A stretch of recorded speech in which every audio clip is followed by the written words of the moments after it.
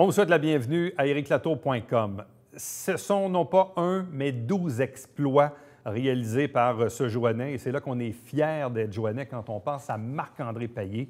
Il a marqué le pas. Une dernière épreuve tout à fait extraordinaire. Il a grimpé le Mont-Saint-Grégoire 41 fois en une seule fin de semaine, imaginez. Tout ça au profit de l'Étoile. Bref, il nous raconte son périple de la dernière année.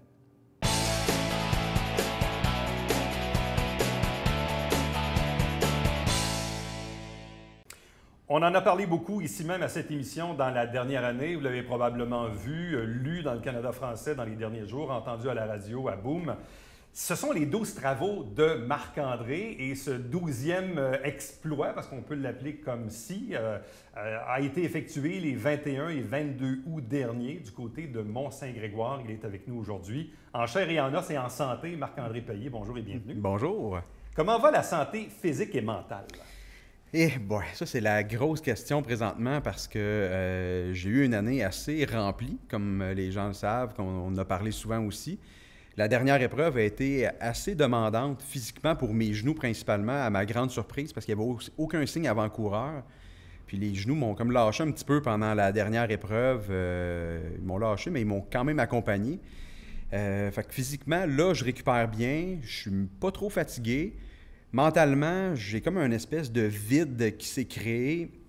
Ça fait 12 mois là, que j'enchaîne épreuves physiques et le mental est rudement mis à l'épreuve là, tout le long de ces épreuves-là. Puis là, on dirait qu'il y a une espèce de vide. Fait que je ne sais même pas comment je vais encore à quelques jours là, de la dernière épreuve. Là. Es-tu en baisse d'adrénaline, une espèce de crash là, qui fait que tu as vécu là, sur un gros high pendant un an à faire ces 12 travaux, puis là, ben, c'est terminé?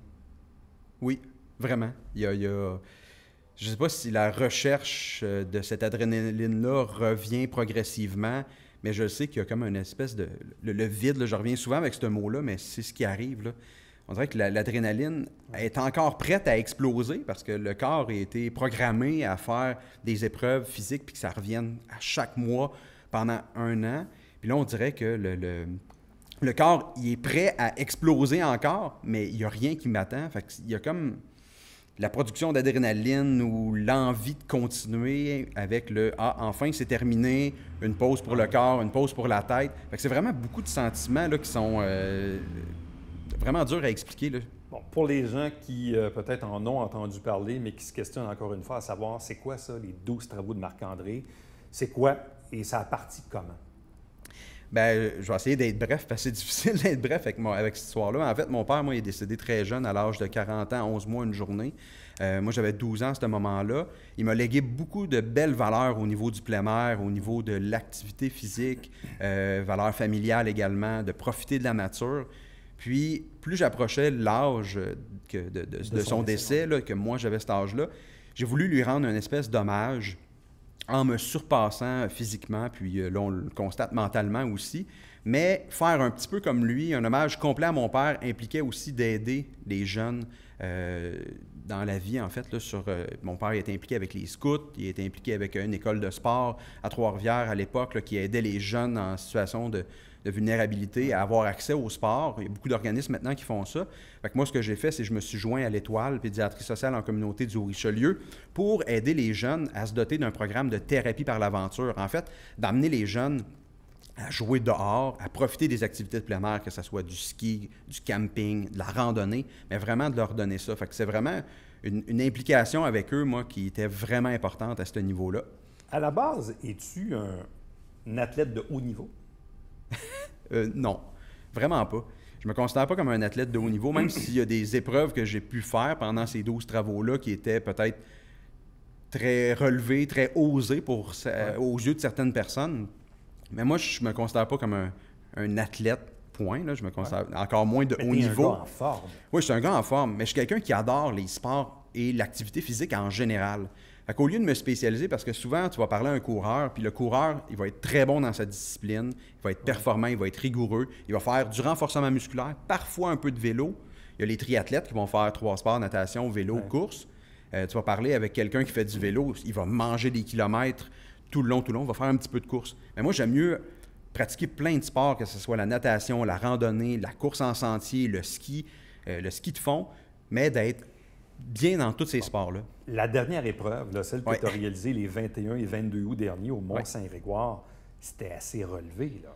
C'était assez relevé, oui. Celle-là, je pense que c'était... En fait, au début, quand j'ai annoncé les 12 travaux, j'ai demandé aux gens quelle épreuve que vous pensez qui est la plus difficile. Il y en a deux qui ont ressorti, celle du mois de novembre avec des sacs de sable sur la bande du canal, et évidemment cette dernière-là. Parce que cette dernière-là, c'était 90 km de course en sentier au Mont-Saint-Grégoire. Puis on le sait, pour ceux qui vont se promener, faire de la randonnée là de temps en temps, ça monte quand même beaucoup. Parce qu'en fait, moi, je refaisais 41 boucles de cette montagne-là, qui est 2,2 km par boucle. Il y a 160 mètres de dénivelé. Fait que c'est beaucoup, beaucoup de dénivelé en très peu de distance. Quand tu dis 41, là, ça veut dire que tu es monté 41 fois puis tu es redescendu 41 fois? Oui, exactement. Moi, c'est parce que je le fais une fois d'habitude, puis j'en ai assez pour ma journée, disons. Là, je l'ai fait à l'automne dernier. Mais 41 fois non-stop sur 2 jours? Oui, mais en fait, le plan de départ, c'était sur 24 heures, avec des pauses pour permettre de récupérer un petit peu. Puis évidemment, je voulais être accompagné par des gens. Les gens pouvaient faire des dons à l'Étoile puis à Sim en échange de faire des tours avec moi. Fait que je voulais être accompagné un petit peu tout le long. Fait que c'était de faire un reset du chronomètre. Mais comme je dis tantôt, mes genoux m'ont comme abandonné un petit peu là, très rapidement. À partir de quel moment les genoux ont commencé à être un peu plus douloureux? Là? Au 15e tour. Ça a été commencé à être vraiment Tu n'es pas douloureux. réputé pour quelqu'un qui a des problèmes de genoux? Non, vraiment pas. Ça a été vraiment une surprise. Mais cette journée-là, là, je pense qu'elle a été représentative de toute l'année au complet des 12 travaux. Parce Il faisait que pas beau. il pleuvait au début. Dans le premier tour avec ma famille, c'était vraiment de la grosse pluie. Après ça a été humide, chaud, un peu frais la nuit, très humide. Le matin, il y a eu de la brume. Il y a vraiment eu puis du gros soleil en haut. Il y a vraiment eu toutes les conditions. Fait que c'était vraiment difficile. Puis quand on court en sentier, comme tu l'as déjà fait, là, il y a beaucoup de roches au Mont-Saint-Grégoire, chez Sim. Puis c'était très glissant, mais on dirait qu'avec l'humidité, le changement de température, les roches étaient un petit peu plus glissantes que d'habitude. Fait que ce que ça a fait, c'est qu'on était un petit peu plus sur les freins, d'attendre les gens, d'attendre les jeunes de l'Étoile. Ça a freiné, puis... Mais entre le 15e et le 41e tour, là, si tu dis que tu as mal aux genoux, comment as-tu pu compléter l'épreuve? Je pense que ça demande une dose de folie et de peut-être être capacité à endurer la douleur. Mais en fait, il y a un de mes amis, Alain Charbonneau, qui est chiro, qui est venu, qui m'accompagnait pour certains tours. Puis je demandais à mon équipe, là, à ma famille, puis tout ça, de le texter pour lui dire d'emmener du taping pour pouvoir me taper pour aider. Mais avec le poil, la chaleur, l'humidité de mon corps, malgré une colle spéciale à sécher, ça n'a pas tenu même pas un tour. Ah, non. Fait qu'il a appelé sa femme, il a dit « Hey Louise, peux-tu amener les attelles qu'on a à la maison? Fait que je me suis installé une attelle à mon genou qui commençait à me faire mal, qui était mon genou gauche. Puis après ça, le droit a commencé à faire mal. Fort heureusement, il en avait emmené 2. Fait que j'ai complété avec ça. Mais j'avais une douleur. Là, il y a quelqu'un qui m'a posé la question hier. J'ai enduré la douleur environ de 7 à 8 sur 10 pendant environ 20-25 tours environ. Fait que je ne sais pas si c'est la folie, comme j'ai dit, ou une endurance à la douleur, une tolérance à la douleur. Mais elle était tellement significative, cette épreuve-là, que je ne me voyais pas arrêter, même si j'y ai vraiment songé. Pendant la nuit, là, parce que là, ça continue, là, c'est non-stop. Là. Pendant la nuit, à un moment donné, il est arrivé un moment où j'ai commencé à douter de la capacité à terminer et de la logique de le finir. Parce que la nuit, là, ton corps t'envoie le message « Hey, c'est le temps d'aller te reposer, de te coucher. » Puis là, toi, ça fait comme une dizaine, quinzaine d'heures que tu es dans la montagne à tourner, à tourner. Tu avais un doute, pourquoi tu l'as fini finalement? Pourquoi je l'ai fini? Parce que mon moment de doute était souvent dans mon début de descente, parce que c'est là que mes genoux me faisaient le plus mal. Puis là, je me faisais mon plan de parler avec Jess, ma copine, pour dire est-ce que mon plan d'arrêt est bon pour ci, pour ça. Mais l'énergie, parce que moi, j'adore les gens, puis j'adore donner de l'énergie aux gens, mais les gens, il y a un beau retour aussi. Puis à un moment donné, le monde qui venait, qui prenait le relais de venir m'accompagner, ça me donnait de l'énergie. Puis quand le soleil s'est levé, finalement, là, on dirait que j'ai un regain d'énergie incroyable. Puis une de mes amies, Isabelle, elle me l'a fait remarquer d'ailleurs. Dans la descente du lever de soleil, j'ai commencé à parler de l'implication que j'ai eue auprès des jeunes de l'Étoile, des commentaires que j'ai eus de l'équipe de l'Étoile par rapport à cette implication-là. Puis elle a dit, as-tu vu, c'est drôle, autant que tu leur as donné du bon, qu'eux autres sont en train d'en apporter. Puis là, ça l'a vraiment regrimpé. Parle-moi du dernier tour. Oui, le dernier tour, oui. Il était particulier, lui. Le premier et le dernier étaient Ouais. particuliers. Le premier, c'était avec ma famille, puis en même temps, pourquoi c'était le 21 août? Les gens disaient, pourquoi tu fais ça un vendredi? Mais c'était la journée que j'avais l'âge que mon père avait quand il est décédé. Puis pour moi, c'était important de commencer à cet âge-là, d'aller plus loin, en fait. Puis le dernier tour, il était particulier parce que je l'ai fait avec ma fille, avec ma copine aussi. Puis pour moi, la fin de cette aventure-là devait au moins se terminer avec un leg qui soit imagé comme ça, de transmettre à ma fille ce que mon père, en fait, m'a transmis pendant les 12 années que j'ai vécu avec lui, de le faire aussi avec ma fille, puis de lui montrer. Puis même pendant le dernier tour, quand on approchait de la fin, j'ai posé des questions à savoir, tu sais-tu pourquoi papa il fait ça? Ouais. Est-ce que tu comprends l'impact que ça a chez les gens? Puis toi, comment tu le comprends? Puis ma fille a 15 ans, fait que tu sais, adolescence. Mais je pense que c'est important de m'assurer pour moi qu'elle ait vraiment compris, que ce soit pas juste on fait ça puis on fait ça, mais qu'elle ait compris le message en arrière de tout ça. Et c'était quoi le niveau d'émotion de ce dernier tour-là avec ta fille? Je pense que j'étais très émotif, un petit peu déçu de ne pas l'avoir fait aussi vite que je pensais. Ça, je ne peux pas le cacher, mais ça, c'est moi qui se mets cette pression-là parce que c'est quand même énorme. Je sais ce que j'ai accompli. Sur la symbolique là, d'être avec ta fille, d'avoir une discussion avec elle, le fait, les douleurs aux genoux, c'est tout un périple, là, 41 fois le Saint-Grégoire. Là, je veux dire, c'est quoi l'émotion qui t'a traversé l'esprit durant ce dernier tour-là avec ta fille?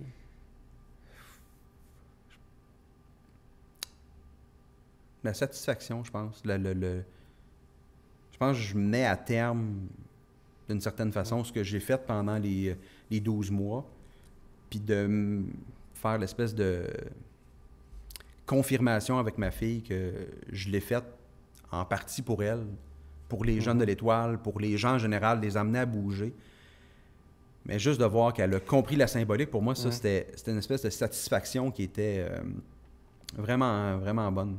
Ouais. On ne connaît pas l'au-delà, mais ton père en aurait pensé quoi? Il aurait probablement dit comme ma mère que j'étais un peu fou de faire ces 12 mois-là aussi intenses pour... mais je pense qu'il aurait été rempli de fierté parce que c'est ce qu'il a fait aussi toute sa vie. C'est ce que ma mère a fait toute sa vie, c'était d'aider les gens. Autant ma mère était impliquée au niveau des Jeannettes puis tout ça, puis là, ma mère, elle pouvait le confirmer parce qu'elle était sur place, là, quasiment... Pas pendant la nuit, là. Il y a un bout qui n'a pas été là, mais elle était là, maudit que t'es fou, maudit que t'es fou. Mais elle sait que, vu que c'est pour redonner aux gens, pour leur donner le goût juste avoir accès au plein air, c'est ce que mon père aurait fait, puis c'est ce qu'il faisait toute sa vie. Là. Ça soit que les scouts, l'école des sports.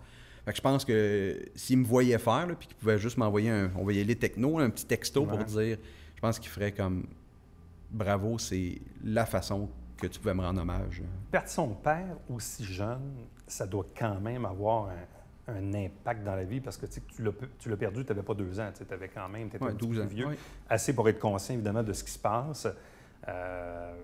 Évidemment, on ne choisit jamais l'âge à laquelle évidemment nos parents vont décéder, mais pour toi, pour que tu en viennes à faire ces 12 travaux-là, il y avait un leitmotiv derrière toi qui voulait que tu fasses quelque chose pour souligner ça. Oui, parce qu'à 12 ans, là, tu te poses la question du pourquoi. T'es pourquoi nous, là, pourquoi ça nous affecte nous. Là. Il y a des gens qui vivent à 100 cucs. Là. Pourquoi 41, même pas 41 ans? Y a-t-il quelque chose qu'on n'a pas fait de correct? La santé, c'est important. Il aidait les gens. Pourquoi la vie est venue nous voler notre père? Ça, je ne le comprenais pas. Mais le plus important que ça m'a appris, là, le décès, parce que c'est quand tu ne contrôles pas quelque chose, il faut que tu apprennes à trouver le positif de ça. Même dans une situation telle que le décès de mon père, si jeune que ça, qui a affecté ma mère, mon frère, ma soeur et plein d'autres choses. Mais vu que mon père est décédé à cet âge-là, le positif de ça, là, c'est que je suis devenu qui je suis, en partie à cause de cet événement-là. S'il n'était pas décédé, je serais peut-être une meilleure personne, mais je serais une personne différente. Mais je pense que je fais des choses qui sont bien dans la vie. Ouais. Mais c'est parce que j'ai appris de ça puis que j'ai grandi là-dedans. Mais c'est pas quelque chose qu'on souhaite à personne. C'est dur. Et ta fille de 15 ans, elle, est-ce qu'elle le voit comme ça? Je sais pas. Mais je pense que... En tout cas, je pense qu'elle a le souhait que je parte pas tôt. Elle espère que je vive très longtemps puis qu'on puisse s'accompagner dans la vie en général. Là. Mais j'ai une bonne relation avec elle aussi. Là. On a parlé beaucoup, évidemment, du concept des 12 travaux, du dernier, évidemment, de la dernière aventure à Saint-Grégoire. Parle-nous un peu en rafale des 11 autres. Parce que c'est quand même assez particulier, ça s'est étalé sur une année. Oui. Si on part du premier, c'était quoi? Le premier, c'était la traversée de Charlevoix en randonnée pédestre. Donc, c'est vraiment touché la randonnée. Ouais. C'était 190 km de randonnée en 4 jours.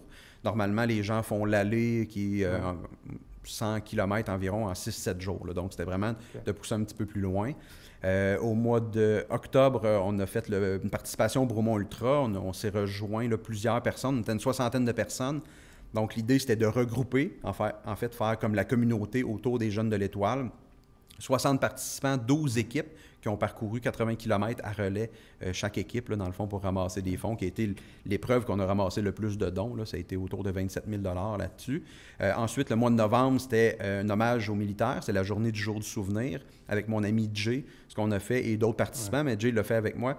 C'est une marche sur la bande du canal qui était de 5 km avec 100 livres sur le dos. Mais ça, on l'a fait 5 fois.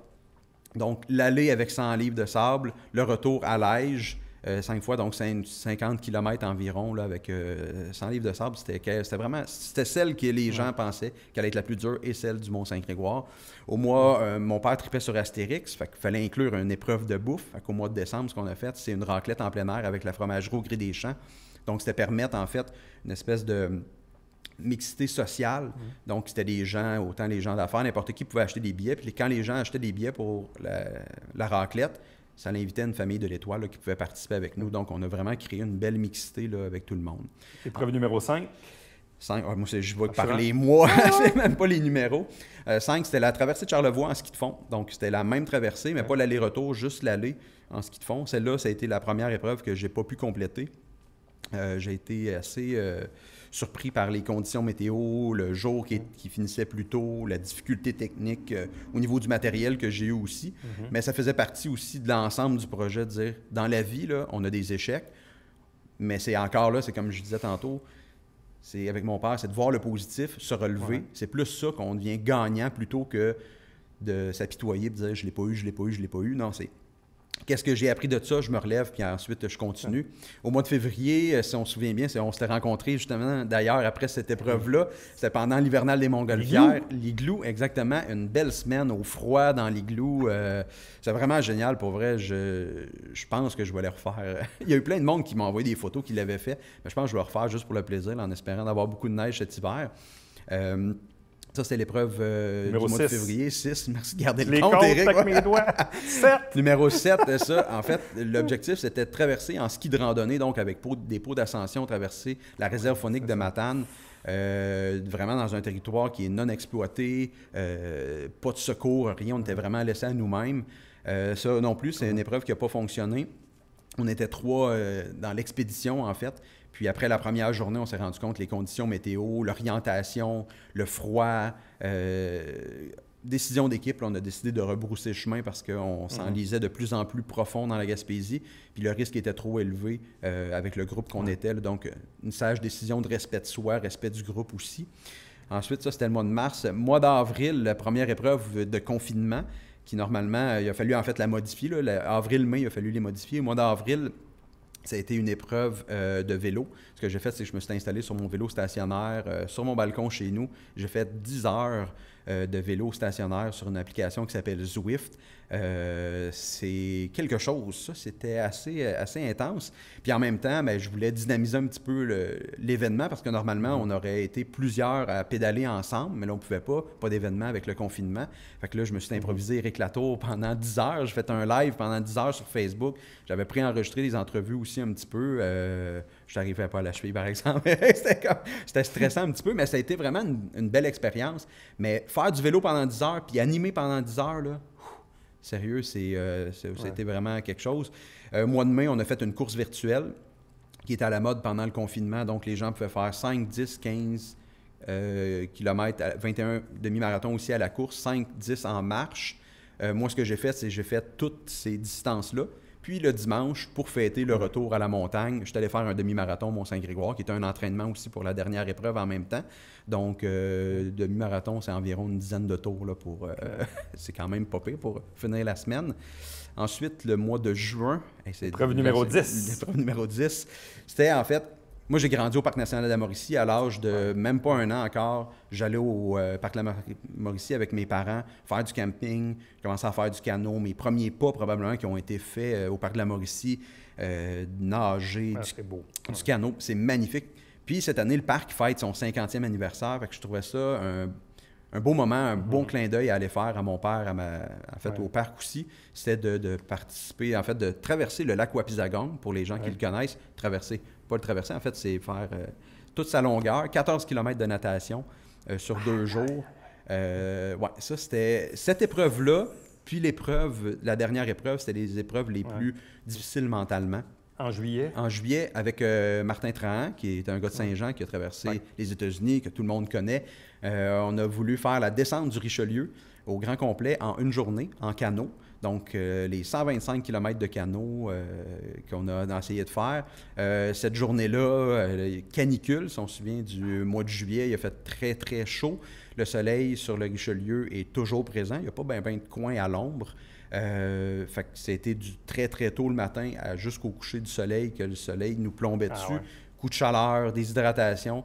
Fait qu'on a décidé encore là, point de vue de sécurité, de s'arrêter après 95 km. Je pense qu'il y a quand même un exploit, là, parce qu'en plus, il n'y a pas d'eau cette année dans le Richelieu. Jusqu'où? Saint-Denis, sur Richelieu. Mais il n'y a pas de courant cette année. On l'a fait, il y a 3 ans environ, avec Olivier Derrien, en 2 jours.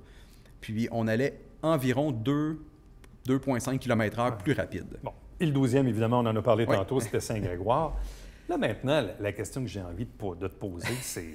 Je l'attends en plus. Tu l'attends, hein? Tu l'as anticipé. What's next? C'est quoi qui arrive après? Là, tu as fait 12 travaux, c'est des aventures incroyables, c'est des défis incroyables. On disait tantôt en début d'entrevue, là, tu récupères physiquement puis mentalement. Il y a comme un vide qui s'installe. Est-ce que tu vas être en panne d'adrénaline? Est-ce que tu vas être en recherche de d'autres choses? Ça, c'est la question qui fait bien peur à ma blonde aussi, à Jess, parce qu'elle dit on a dans quoi qu'il va s'embarquer? On a-tu une pause un petit peu, Marc-André? Mais en fait, là, je pense que je suis encore dans l'espèce de préparation à la prochaine épreuve, comme s'il y en avait une 13e. Fait qu'on dirait que j'ai de la difficulté à réfléchir à la suite. Précisément, c'est quoi la suite? Il y a une implication avec les Jeunes de l'Étoile qui a été créée, que je pense qui est encore importante à garder. C'est combien au total? 40 300 environ. Mais là, il y a encore des trucs là, au niveau de la levée de fonds qui continue, là, des photos que Jessica a mis en manquant un peu. Fait que ça va continuer à monter, mais on a passé le seuil du 40 000 qui, pour moi, psychologiquement, c'était vraiment important parce que c'est le 40 ans de mon père. Tous les chiffres significatifs, là, ça a bien été là-dessus. Mais la suite, j'ai eu des propositions des partenaires qui veulent que j'écrive des conférences, que je parle de mon expérience. Mais là, les conférences vont être comment maintenant, on ne le sait pas. C'est à bâtir. C'est à bâtir, mais j'ai fait de la vidéo beaucoup pendant toutes ces épreuves-là. Il y a des amis qui veulent que je soumette une vidéo au Festival de films de Banff pour parler, parce qu'il y a comme vraiment une histoire qui est riche. Il y a des belles images qui sont autour de ça. Est-ce que je me concentre là-dessus? Est-ce que je me trouve un défi encore à relever? Une fois par mois, je pense que c'est beaucoup. Et beaucoup pour le corps, pour une personne, mais beaucoup pour la famille aussi. Puis, c'est ça, il faut passer du temps en famille aussi. Là, En terminant, puis là, évidemment, tu n'es pas mort, puis on veut que tu vives encore très longtemps, mais c'est quoi ton leg? Oh boy! C'est quoi ton leg? On a-tu une demi-heure encore? Non, moins d'une minute. Moins d'une minute. Mon leg. Qu'est-ce que tu laisses à tes proches, à toi-même? Je veux dire... Il y avait beaucoup de dépassement de soi que je parlais là-dedans, puis le thème, l'héritage, le respect de soi. Je pense que c'est d'être capable de rêver, d'aller plus loin, puis de croire en soi. Puis même si on essaye de faire un projet ou quelque chose, de se dépasser, d'être en plein air, de s'amuser dehors, même s'il y a un petit échec, mais c'est de se relever puis de continuer. Puis je pense que je l'ai démontré tout le long de l'année, surtout dans la dernière épreuve, là, qui rappait très bien tout ça. Là. Mais jouer dehors, on le vu avec le confinement, là, les gens se sont mis au plein air, mais c'est de continuer ce message-là. Allez jouer dehors, visiter le Québec, amusez-vous, puis pensez à votre famille, pensez à vous, prenez soin de votre santé parce que l'urgence de vivre. Vivez là, pas demain. Moi, je ne ferai pas une chronique économie, là, mais les REER, là, quand ton père est mort à 41 ans, tu te dis, je vais-tu vraiment en avoir besoin à 70 ans? Je sais pas. Marc-André Payet, merci beaucoup. Bravo encore une fois. Merci. Je suis très, très fier, évidemment, d'avoir pu entendre, évidemment, le témoignage de ces aventures. Puis bonne continuité. J'ai comme l'impression qu'il y aura d'autres projets qui vont naître à un moment donné. Sûrement. Merci. Merci. Restez avec nous. Au retour, le mot de la fin.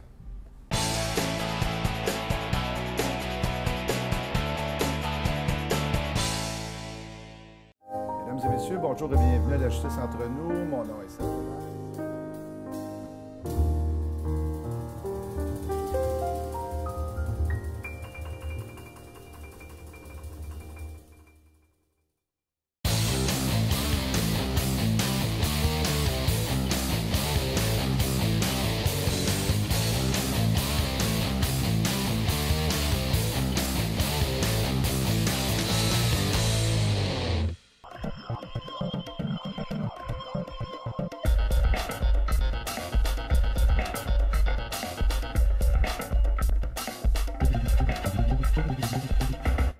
Mesdames et messieurs, bon matin et bienvenue à votre télébingo sur les ondes de télévision du Haut-Richelieu. Vous aimeriez jouer au bingo dans le confort de votre foyer?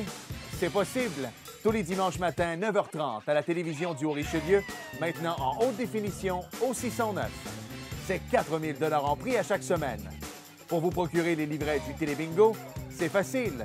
Consultez la liste de nos 30 dépositaires au www.tvhr9.com.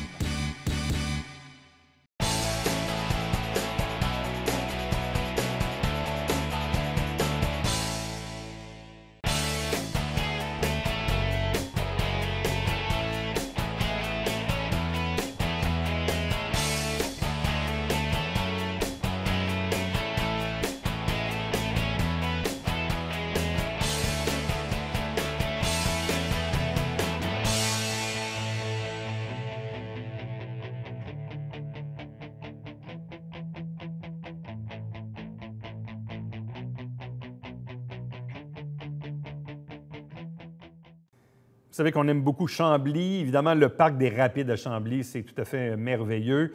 Et la Ville a un projet, là, des travaux de réaménagement quand même assez vaste, assez majeur. Il y a un sondage qui est en ligne sur le site Internet de la Ville. Il faut répondre, par contre, avant le 13 septembre prochain. Nous, on se fixe rendez-vous demain. Prochain rendez-vous, d'ericlatour.com.